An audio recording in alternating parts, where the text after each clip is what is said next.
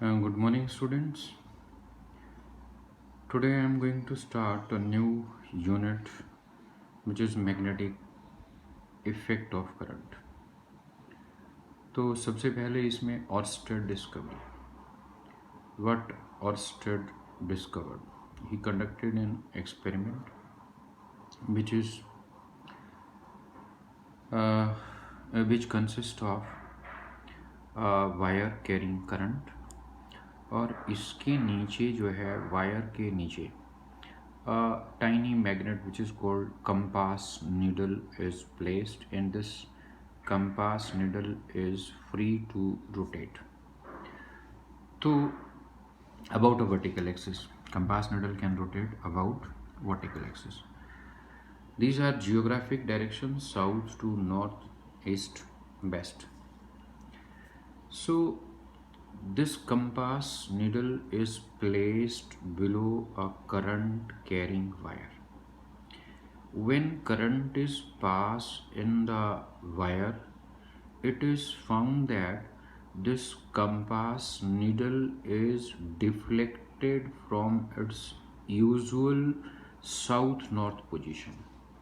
You know, a freely suspended magnet always align itself in south-north direction. तो compass is also a magnet. तो usually ये ऐसे south north position में रहती है. But when current is passed through this wire, this compass needle is deflected from its usual south north position. It's north pole, ये dotted line ये है कि पहले ये कंपास निडल इस लाइन के अलोंग थी ऐसे. So when current is pass, north pole of this compass needle is deflected towards west. पहले इस डायरेक्शन में थी कंपास निडल, तो यहाँ से इस तरफ इसका नॉर्थ पोल जो है कंपास निडल का डिफ्लेक्ट हो गया. एंड ही ऑल्सो फाउंड कि if the direction of current in the wire is reversed, अभी ये पॉजिटिव टर्मिनल से करंट निकला इधर जा रहा है. So if direction of current is reverse, अब इस तरफ नेगेटिव टर्मिनल है, इस तरफ पॉजिटिव, इसमें इससे उल्टा हो, तो ना करंट पॉजिटिव टर्मिनल से निकलेगा ऐसे आएगा. सो अब करंट इस तरफ फ्लो कर रहा है, it is from north to south in this wire. Then he found that the direction of deflection is also reversed. Here North Pole was deflected towards west, और यहाँ पे ये नॉर्थ पोल पहले यहाँ था, यहाँ से इस तरफ डिफ्लेक्ट हुआ, मीन्स ईस्ट की तरफ. And another thing he observed is कि जब ज़्यादा करंट पास करेंगे वायर में तो ये डिफ्लेक्शन ऑफ कंपास निडल भी ज़्यादा होती है. And another observation which was made by Oersted was कि अगर हम करंट कैरिंग वायर को नीचे रखें और कंपास निडल ऊपर हो, तब भी ये ऑब्जर्वेशन बिल्कुल उल्टी हो जाती है. Now from here he concluded a very important from these observation he concluded that this current carrying wire produces magnetic field. See, compass needle जो है it can be deflected only by magnetic field. जैसे ये हमारा electric dipole है, minus Q charge plus q charge, it is electric dipole. When it is placed in electric field, uniform electric field, it experiences torque. ये इसकी dipole moment. So electric dipole को electric field ही rotate कर सकती है, इधर torque लगता है. I have already told you. Similarly compass needle is a magnetic dipole. जैसे इसमें दो पोल हैं, इसमें भी दो पोल हैं, this is north pole, this is south pole, तो this is a magnetic dipole. It is electric dipole and compass needle is a magnetic dipole. तो जैसे इलेक्ट्रिक फील्ड इलेक्ट्रिक डाइपोल के ऊपर टॉर्क लगाती है, बिल्कुल वैसे ही ये बी से डिनोट करेंगे हम magnetic field. Magnetic field also exerts torque on magnetic dipole, और इस डाइपोल को इधर लाना चाहती है अपने पैर पर। सो this is magnetic dipole moment. This is electric dipole moment, और मैग्नेटिक डाइपोल की मैग्नेटिक डाइपोल मोमेंट।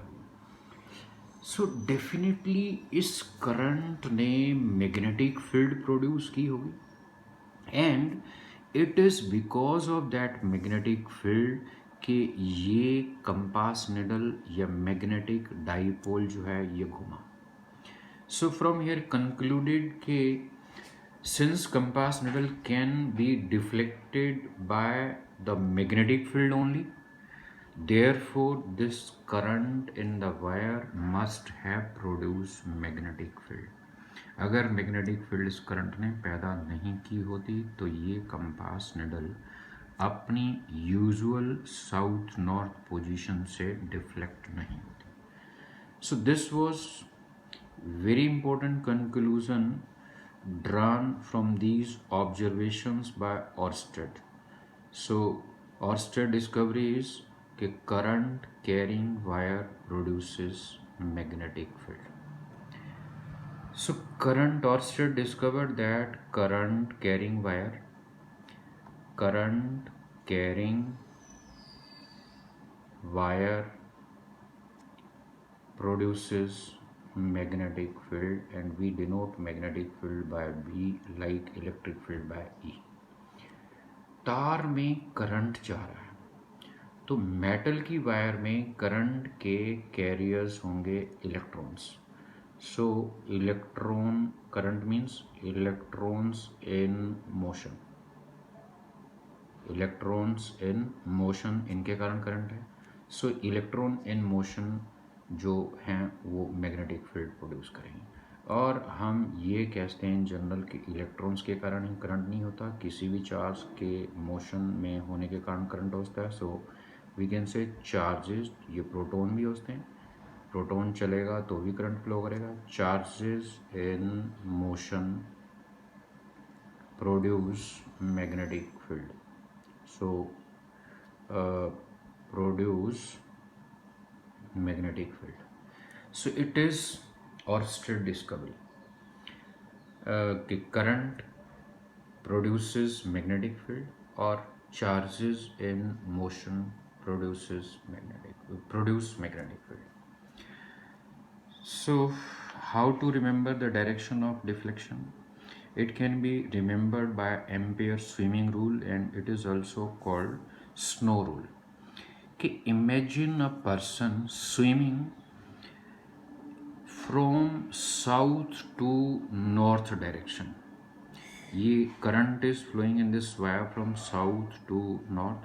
तो imagine a person swimming in the direction of flow of current in this wire such that current enters his feet and leaves his head। इधर swimmer जा रहा है तैर के और उसके यहाँ पैर पे करंट एंटर कर रहा है और सिर से निकल रहा है और इस साउथ से नॉर्थ की तरफ स्विम करके जा रहा है। And wire is held over the compass needle. ये वायर कंपास निडल के ऊपर है। Then the north pole of this compass needle will always be deflected towards west। so ये north से इस तरफ deflect हुआ। so we can remember it by word snow। imagine a person swimming in the direction of flow of current in a wire such that current enters his feet and leaves his head। I'm sorry, imagine a person swimming in the direction south to north। person is swimming from south to north और current भी इसी तरफ flow कर रहा है। with his face towards wire held over, O for over S for south, N for north, held over compass needle such that current enters his feet and leaves his head. Then north pole of compass needle will always be deflected towards west. So it's south to north, O for over, and W for west. So this was about direction of deflection, which is given by Ampere's swimming rule and which is also called snow rule. Now Biot Savart's law very important law, इस chapter में सारा कुछ ही लगभग इसके चारों ओर घूमेगा. Biot Savart's law. Now we know current carrying wire produces magnetic field. So ये मैग्नेटिक फील्ड कैसे निकालनी है? It was calculated by Biot-Savart's law with the help of this law. He gave this law. Okay, he gave a law how to calculate magnetic field produced by current carrying wire. So it is a wire, is टेढ़ी मेढ़ी है. It is carrying current I और इधर current जा रहा है. ये यहाँ से लेके यहाँ तक this small length it is almost straight. ये यहाँ से ऐसे जा रही है, तो ये इतना सा टुकड़ा जो है it is straight. This length of conductor is DL और इस DL की डायरेक्शन आप क्या लेंगे? जो करंट की डायरेक्शन है. करंट ऊपर की तरफ जा रहा है इस तरफ, तो DL की डायरेक्शन नहीं होगी. Not this is observation point. इस पॉइंट पे कितनी मैग्नेटिक फील्ड प्रोड्यूस करी इस करंट ने, ये निकालनी है. P is observation point, we can say कि इस पॉइंट पे जो इस करंट ने मैग्नेटिक फील्ड प्रोड्यूस करी वो निकालें. सिर्फ इतनी लेंथ ने जो कंडक्टर की प्रोड्यूस करी. I am not talking of the entire length of conductor, only this length of conductor, इसको कंसिडर कर रहे हैं. इसमें जो करंट जा रहा है इसने जो मैग्नेटिक फील्ड प्रोड्यूस करी है.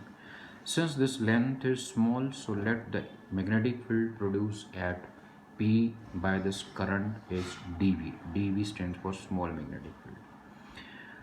Draw a vector from midpoint of DL vector to the observation point P. So ये R vector. इन दोनों vectors के बीच में angle, let us suppose it is theta. So according to Biot-Savart's law, this magnetic field dV at point P is directly proportional to current flowing in this conductor. Second, directly proportional to length of this portion of the conductor. Third, directly proportional to sine of angle between DL vector and R vector. And fourth one is this magnetic field dV is inversely proportional to distance of point P from midpoint of the DL vector. Now combining all these four, you will get dV directly proportional to I dl sin theta upon R square. So this is constant of proportionality. In SI unit, its value is mu naught upon 4 pi, which is equal to 10 raised power minus 7 tesla metre ampere minus 1. ये unit कैसे आए हम बताते हैं आपको भी. dB is equal to k I dl sin theta upon R square. तो k is dB into R square upon I dl sin theta. This is equal to k from this equation. Magnetic field के unit, this is small magnetic field. चाहे small magnetic field हो या large value of magnetic field हो, इसका SI unit is Tesla. ये हम बाद में डिफाइन करेंगे. It is denoted by T, SI unit of magnetic field. So tesla into metre square upon current का SI unit ampere. DL small length हो या लार्ज लेंथ हो, इसका यूनिट मीटर. साइन थीटा का कोई यूनिट नहीं. Theta angle का तो होता है रेडियन, लेकिन साइन थीटा का नहीं. सो ये मीटर और ये मीटर कट गया और हमारे पास unit tesla metre ampere -1 unit of K. Now then what about this mu naught? Mu naught is permeability of free space. That is ability of this medium to conduct magnetic field lines. Okay, how readily magnetic field lines can pass through this medium. I will throw more light about permeability in the second part of this unit. So for the timing, it is permeability. It is the measure of ability of a medium to allow passes of magnetic field lines. तो SI unit में इसकी value 10⁻⁻⁷. Now multiplying and dividing this right hand side by small r. तो ये small r से right hand side को multiply कर दिया और डिनोमिनेटर को भी हम मल्टीप्लाई कर देते हैं तो नीचे r³ हो जाएगा. So this a b sin theta, if a and b are two vectors, this is equal to a vector cross b vector, where theta is angle between a vector and b vector. तो जैसे ये है, these are two vector, this is angle, this is a vector, this is b vector.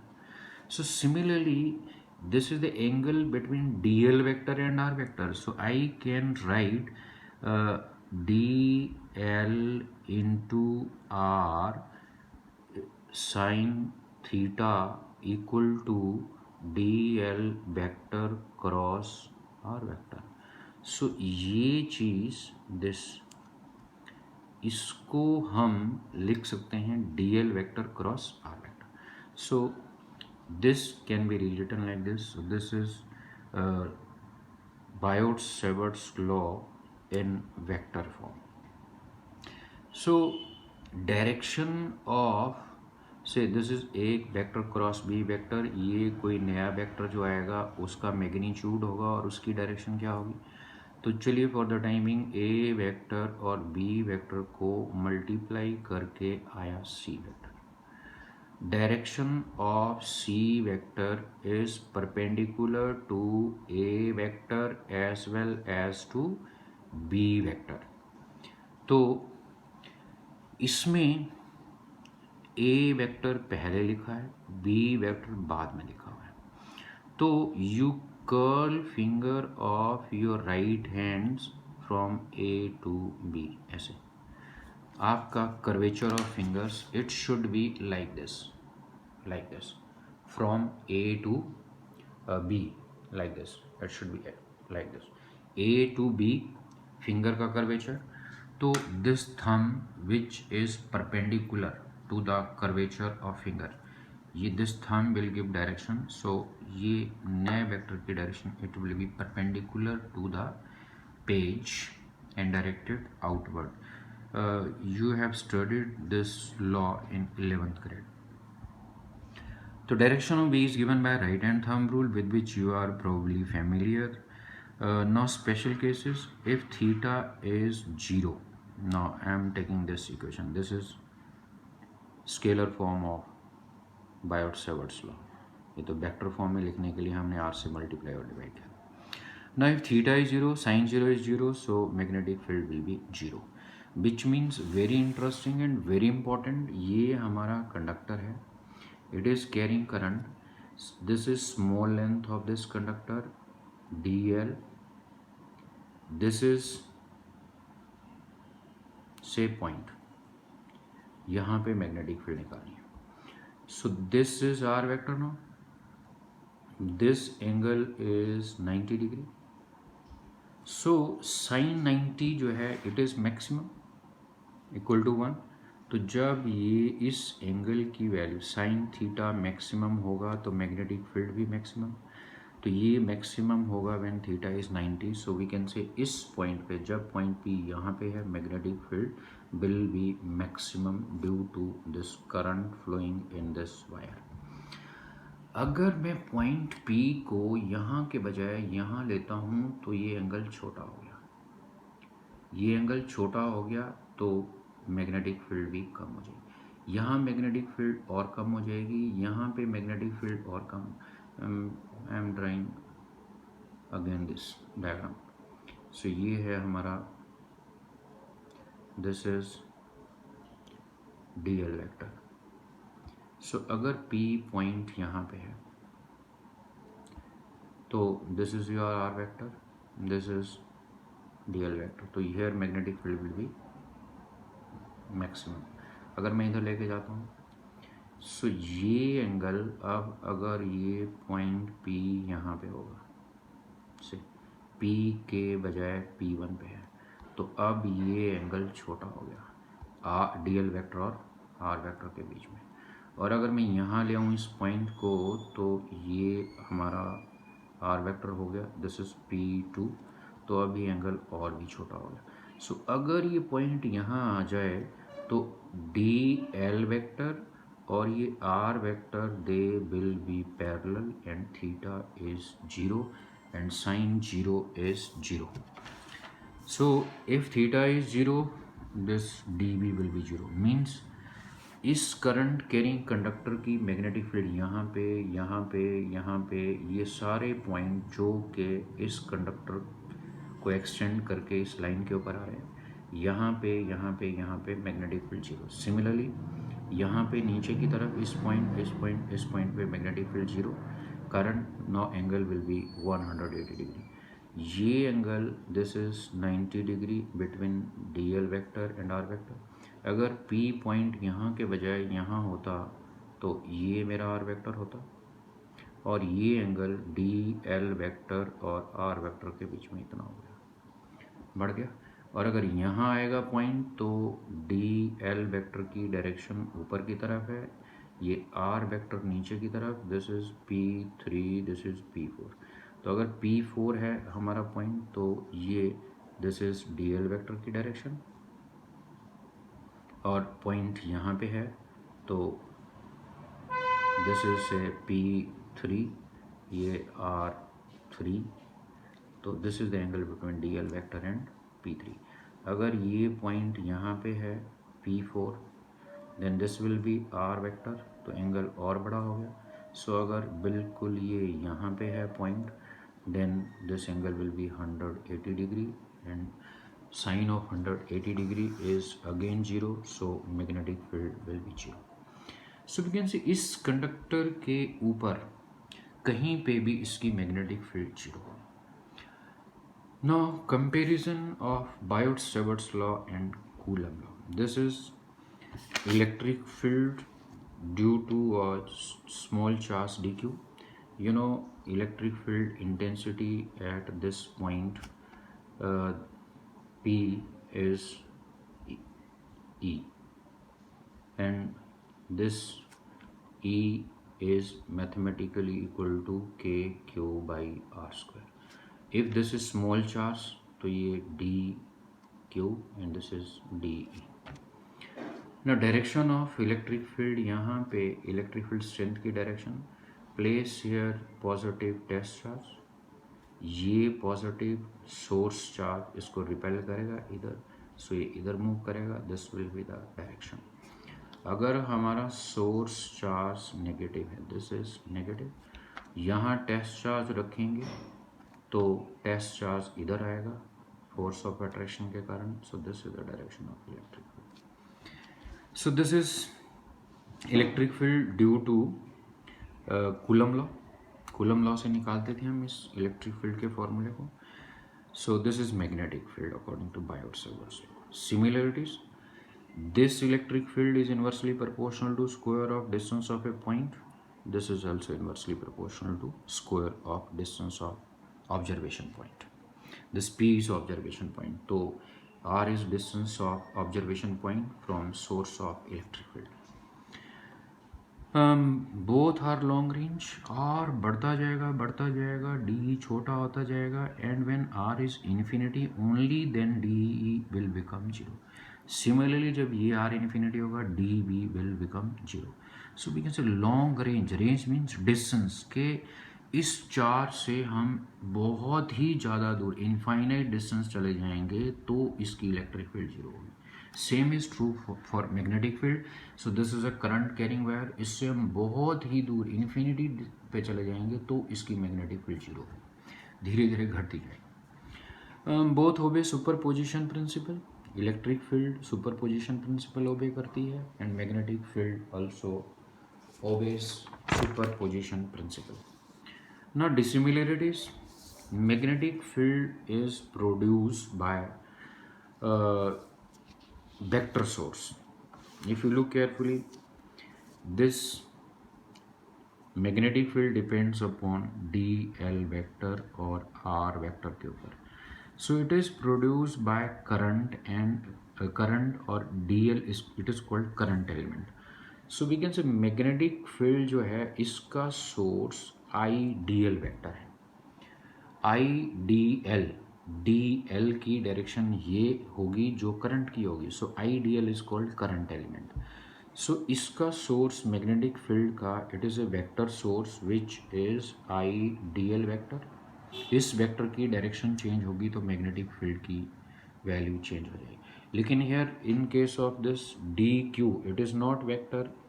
इससे कोई फ़र्क नहीं पड़ता, इसकी कोई डायरेक्शन नहीं होगी तो इसका source scalar and source of magnetic field is a vector. Now direction of electric field is along this line. ये दोनों को ज्वाइन करने वाली line source charge and observation point. इस लाइन के अलोंग या तो इस तरफ होगी या इस तरफ होगी डिपेंडिंग अपॉन कि सोर्स चार्ज पॉजिटिव है या negative. Test charge as you know is always positive. तो इसकी direction along the line joining source charge and observation point.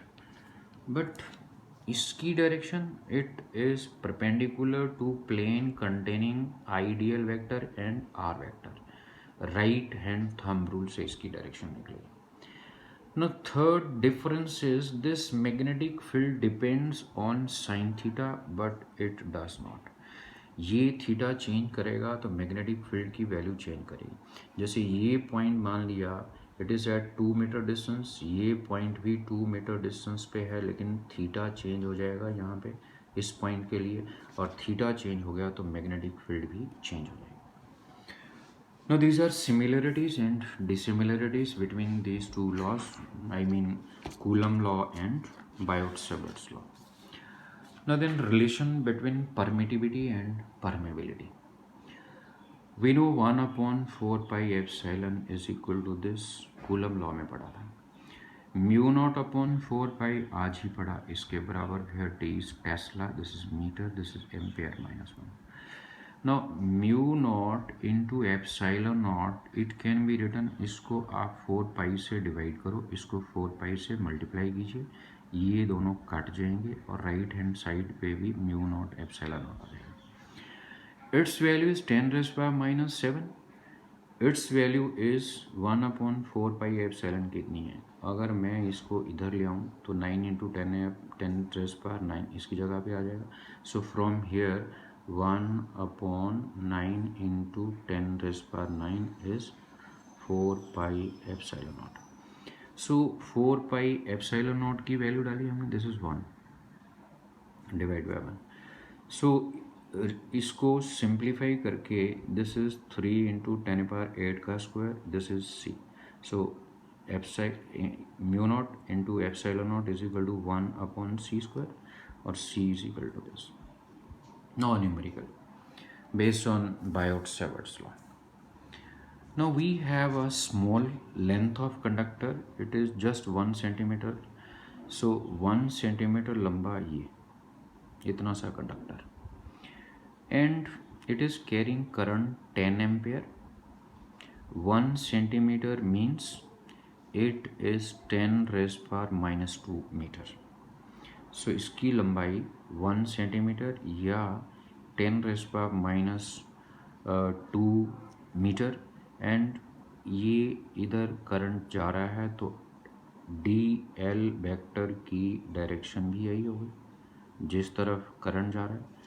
सो ये है हमारी एक्स एक्सिस एंड इसकी डायरेक्शन को दिखाना हो तो हम लिखते हैं इसको DL is 1 centimeter, or you can say it is 10 raised power minus 2 meter, और इसमें current along x axis. So if I want to write it in vector form, तो इसकी direction 10 raised power minus 2 1 और along x axis.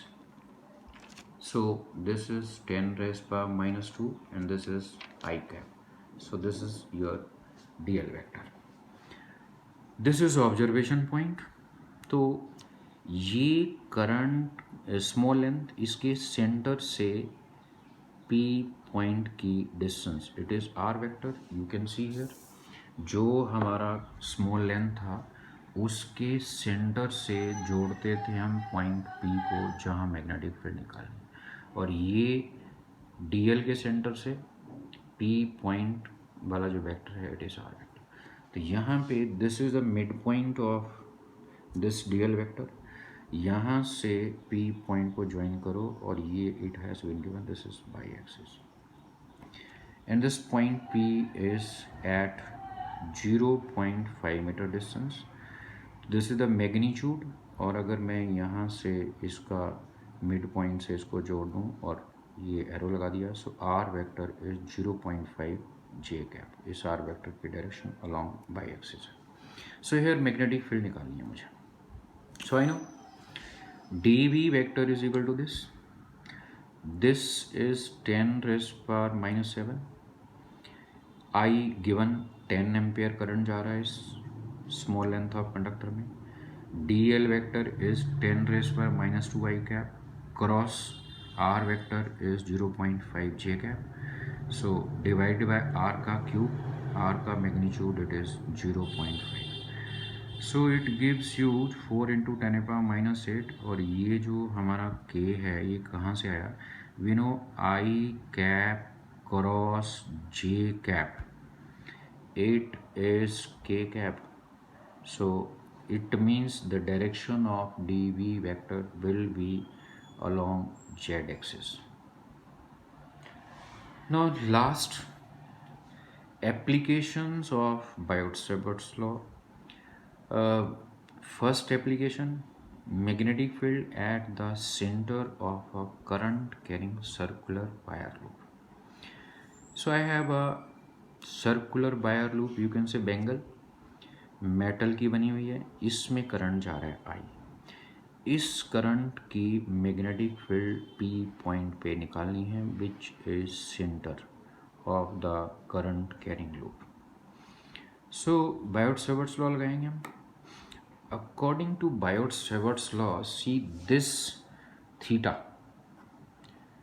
This is the angle between DL vector and R vector. और R vector क्या होता है? DL vector के mid point से observation point को ज्वाइन करना है. सो नो ऑब्जर्वेशन पॉइंट ये है, DL वेक्टर ये इसकी जो ये आपका इतना सा टुकड़ा है इस वायर लूप का, इसके ऊपर टेंजेंट ड्रॉ करो इस पॉइंट पे. This tangent will give direction of DL vector. क्योंकि करंट की डायरेक्शन इस तरफ है तो DL वेक्टर की डायरेक्शन भी ऊपर की तरफ होगी. अगर नीचे की तरफ करंट होता तो ये स्मॉल लेंथ इसकी डायरेक्शन ड्रॉ टेंजेंट ऐसे. सो करंट अगर इधर होता तो DL वेक्टर की डायरेक्शन इधर होती. सो ये डायरेक्शन ऑफ DL वेक्टर इसके मिड पॉइंट से ऑब्जर्वेशन पॉइंट को ज्वाइन कर दिया. ये R वेक्टर हो गया हमारा और ये इसका R रेडियस हो गया, और इस वेक्टर की डायरेक्शन इस तरफ होगी from mid point of DL vector to P point. इन दोनों के बीच में जो एंगल है DL वेक्टर और R वेक्टर के बीच का, इसको हम लेते थे theta. So here it is 90 degree because this is tangent and this is radius. Tangent and radius are always perpendicular.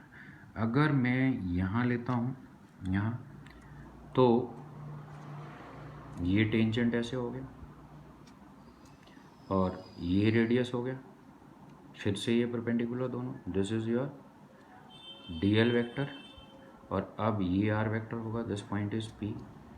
So this angle will always be 90 degree. So magnetic field due to this small length only, सिर्फ इतनी C length जो इस wire loop की है, इसकी magnetic field P पे ये होगी के आई डी एल साइन 90, थीटा यहाँ पे 90, सो साइन 90 इज 1, सो ये आ जाएगा हमारा D B equal to this. Now total magnetic field at P can be obtained by integrating this equation. So integrated its integration is V. K I R square constant बाहर ले लिए तो सिर्फ ये बच गया हमारा D. So DL integration means divide this whole loop into small parts. एक ये हो गया, इसकी लंबाई DL प्लस ये यहाँ से ये DL प्लस ये DL ये लंबाई प्लस ये DL, इसका इंटीग्रेशन या समेशन एक ही बात है, DL इंटीग्रेशन या DL समेशन.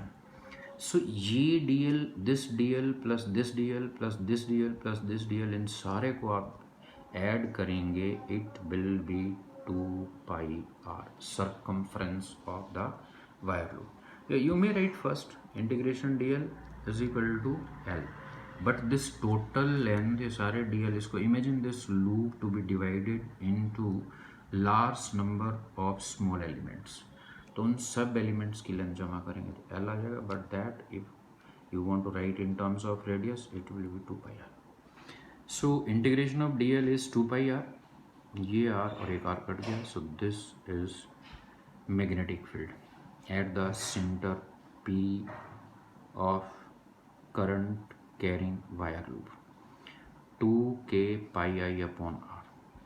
अगर ये पूरा लूप नहीं है, because this magnetic field at any point depends upon length of the conductor. अगर ये आधा है सेमी सर्कुलर लूप, तो लेंथ कंडक्टर की अगर आधी होगी तो मैग्नेटिक फील्ड भी यहाँ पे आधी हो जाएगी. So this is due to circular loop. Semi circle के कारण लेंथ आधी होने के कारण हम इसको L आधा हो गया तो ये भी आधा हो जाएगा. So magnetic field at the centre of semi circular wire loop will be k pi i upon r. Full circle के कारण it is 2k pi i upon r, और अगर सेमी सर्कल है तो it is equal to this. Now simple numerical, this is a wire, it is bent in semicircular shape ऐसे. its radius is 11 centimetre, जो हमने इसको मोड़ा. Current is 7 ampere, तो O पे मैग्नेटिक फील्ड निकालनी है. सो सेमी सर्कुलर लूप के कारण मैग्नेटिक फील्ड सेंटर पे ही होती है. सो K is 10⁻⁷ pi 22/7, I 7 ampere given, R is also given 11 centimeter means 11 into 10⁻⁻2 meter. So it gives you 2 into 10⁻⁻5 Tesla. लेकिन if this wire is bent in this way, ऊपर के बजाय नीचे की तरफ मोड़ी, then magnetic field at the center it will be again equal to 2 into 10⁻⁻5 Tesla, but the direction of magnetic field will be different. So if you apply right hand rule, then ये इसकी magnetic field it will be perpendicular to the page and directed inward, and इसको हम denote करेंगे इससे circle के अंदर cross. It represent magnetic field perpendicular to the page and directed inwards, and here direction of current has changed. तो magnetic field at O in this case will be perpendicular to the page and directed outward, and it will be represented by circle के अंदर dot. So that's all about magnetic field due to current carrying wire loop and semi circular wire loop और उसके ऊपर numericals. कल हम करेंगे second application and third application of Biot-Savart's law. So thank you for watching.